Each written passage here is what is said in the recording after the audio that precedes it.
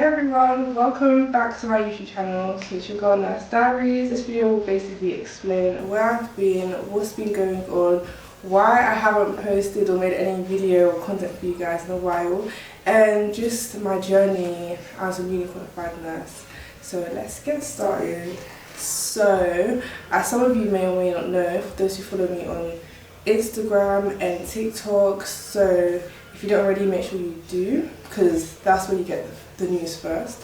So I was working on a respiratory ward when I first started as a newly qualified nurse in October, and I made the decision to leave that speciality and go into gynecology.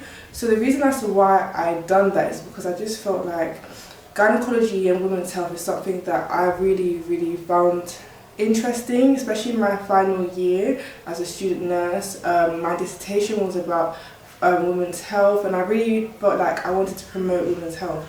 So whilst working as a respiratory nurse, I just came to a conclusion that I really did want to pursue going into the women's health field. So that's the reason as to why I decided to leave, and I really do enjoy going to work and learning new skills, learning how to look after women and promote women's health. So yeah, I do enjoy it. The advice that I would give to student nurses and to those who are just about to qualify, I would say take your time when it comes to finding exactly where it is that you want to work. There are so many different things you can do. You can do a rotation, which is where you work in a department for a number of months and then you rotate to another department. And so you can do that as a newly qualified nurse, and it's kind of helpful because it will help you as an individual to find out where it is that you actually enjoy, what speciality you enjoy, if you're still unsure as to where you want to go. If you do know where you want to go, I would say definitely just go straight to that place, because it's really great to actually love and enjoy what you do. One thing I would say is never ever just go to or start a job just for the sake of starting a job. With nursing, there's no competition. I feel like everyone finishes placement at completely different times to begin with, and everyone starts work at different times.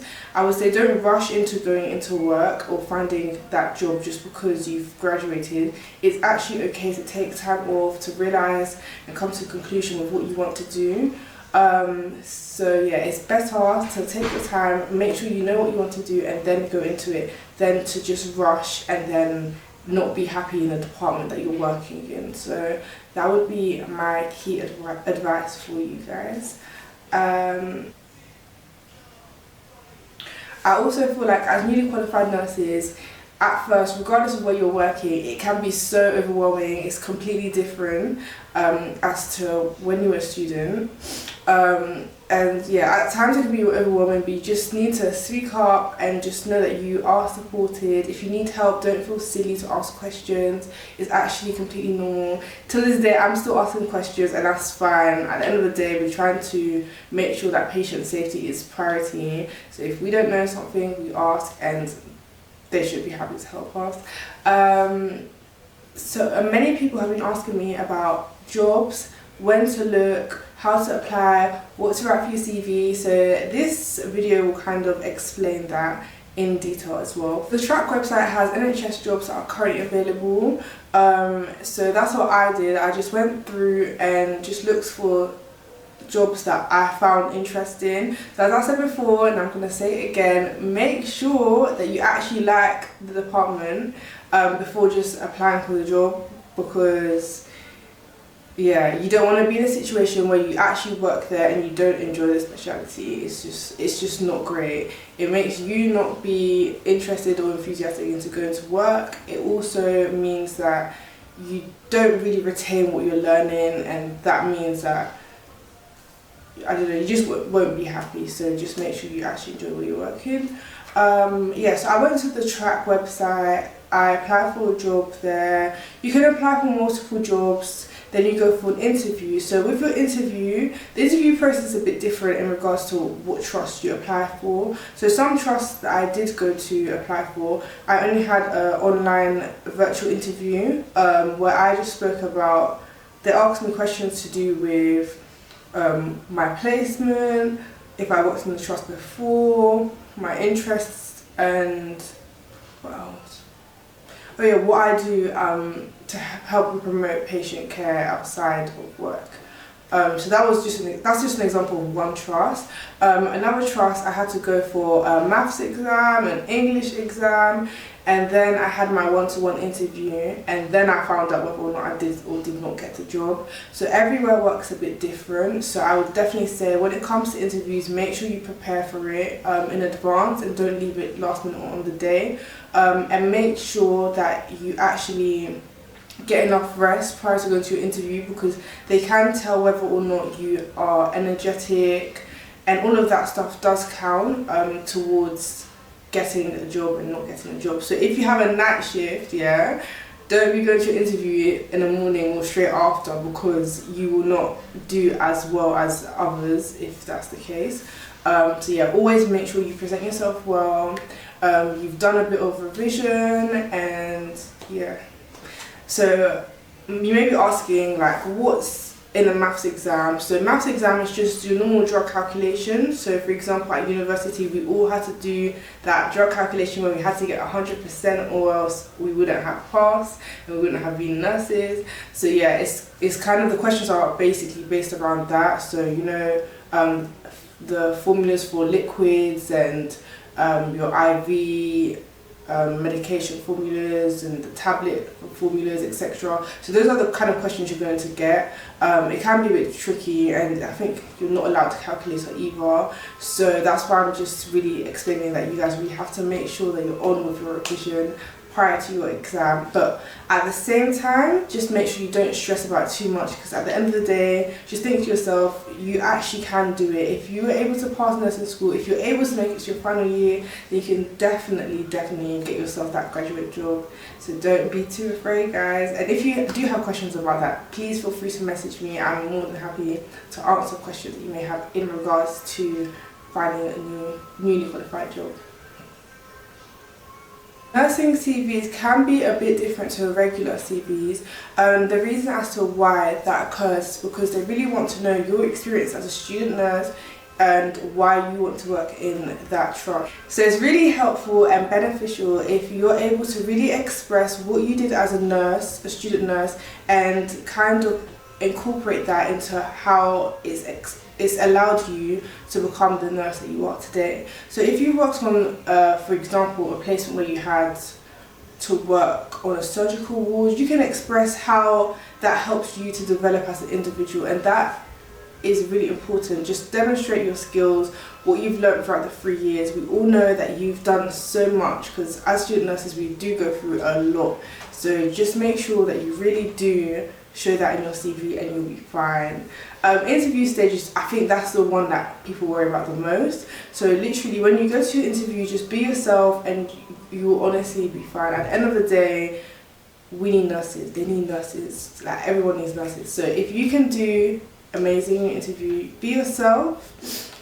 Make sure you really explain what you've done as a student and how that's led to you to be the nurse that you are today, then you'll be absolutely fine. And with the maths exams, just go through it. If you're still in university and you have an exam coming up, make sure you speak to like your personal tutor and just say, you have an exam coming up, can you please help me? If you're not too good at maths, just make sure that you ask for help with your university so that they can help you with your drug calculation, so that when you do go for your interview you feel much more comfortable and relaxed and you don't have to worry about maths. Because honestly guys, I'm not even good at maths myself, but if I can do it then so can you, okay? So yeah. I hope you guys enjoyed this video. I just wanted to really explain what it is that's going on with me, why it's taken me so long to make content. Yeah, and I really have a lot coming up for you guys. So my next week there'll be a video with myself, joined by Kemi. She is a midwife. If you don't know already, I've been trying to get midwives on this channel for a very long time. So I'm really excited for you guys to really understand the difference between nurses and midwives, because a lot of people think that we do the same job, which is not true.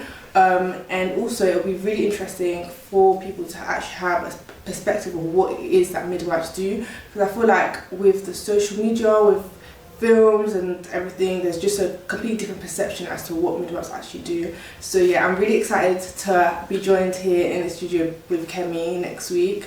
And I'm really excited for you guys to see that video. So that will be up next week, next Sunday. So make sure you subscribe to this channel and yeah, check out that video. Thank you so much for watching.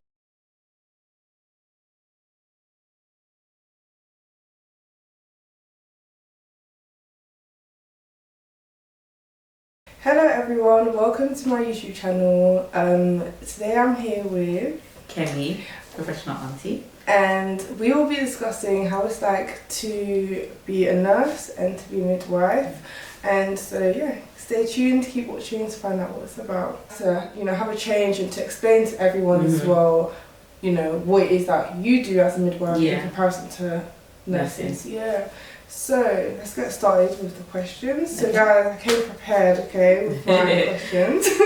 Okay, so I just want you to first of all introduce yourself, explain who you are, your journey into becoming a midwife.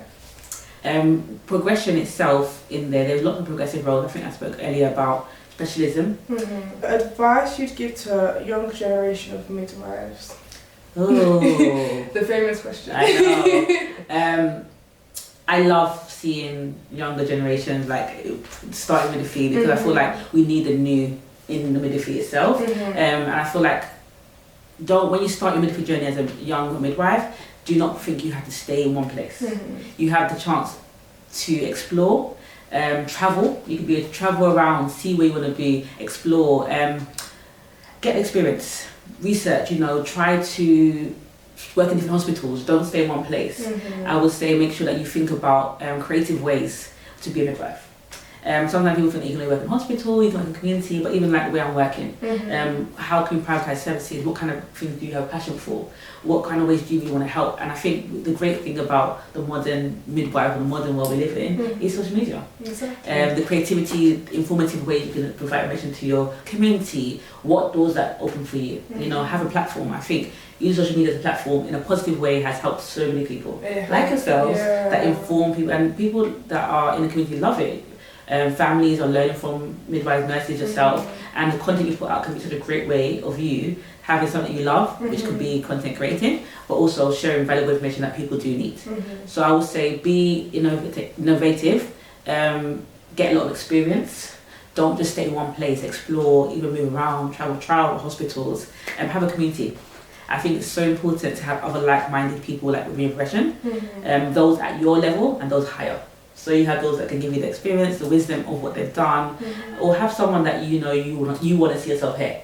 So like someone that you may look up in nursing or somewhere else, like, oh, I really love what they do, and then they can be like a little shadowing, a little mentoring itself, and what steps they take to get there, and you can have that little guidance as well. So I think it's really important in your early days to get your skills up to a good place before you start jumping. Get your skills in a great place because if you're great skills, you're confident in your role, the world's your oyster. You can do anything, you can move anywhere and not feel that fear of working anywhere. So I think that's really important. Really well. So this question is more of my interest because I know about midwifery, but I don't really know about midwifery. So when it comes to like working outside of the hospital and like in the community, like, how does that work? What's the difference between a community midwife and a midwife that works in the hospital? I feel like with midwifery, from my personal experience, I feel like, I don't know, like on the TV shows and stuff, I see the midwives helping people at home, giving birth. So I don't really understand what actually happens. So if you could explain, I know I'm not the only one. You are not. And I think there's a lot of unseen of midwifery and what midwives actually really do. There's a lot of the TV shows that show you that the one bullet a minute, one push, baby's out. Not really. Some lucky people, but that's not really the real of what midwifery entails. If we're speaking about community midwifery itself, so we're talking about more, it can be